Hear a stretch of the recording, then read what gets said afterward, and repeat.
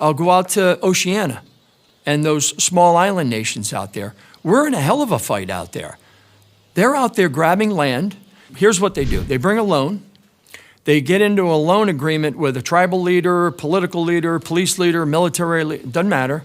They can't pay the loan back. When they can't pay the loan back, they take terrain. They go get a warehouse, they get an airfield, they get piers on a port, or they grab the port. They sell equipment. Oh, and by the way, then they bring police training forces with police equipment. Why do they bring police out there? There's no armies out there, very few.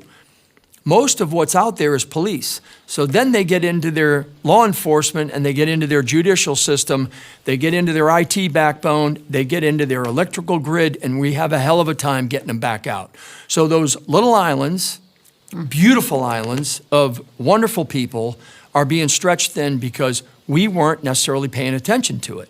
So now that encroachment into Oceania puts pressure on New Zealand, puts pressure on Australia, and obviously it puts pressure on the United States. I used to call it like it's the doorstep to the homeland because it sits just below the homeland in the second island chain where Guam is and where America's day starts. I could go on and on about, again, what I'm describing to you, Laura, that is the insidious path that the Chinese have been following, and we have to counter it. We have to counter it with our will. We have to counter it with our messaging. We have to counter with improved posture. We have to counter it in every dimension, the economic dimension, the information dimension, the diplomatic dimension, and the military dimension. We have to do that, and we have to have action, and we have to be focused, and we have to have the energy to do this. Otherwise, this is not going to turn out well this century for the globe, because again, the relationship between China and the United States is going to define this century,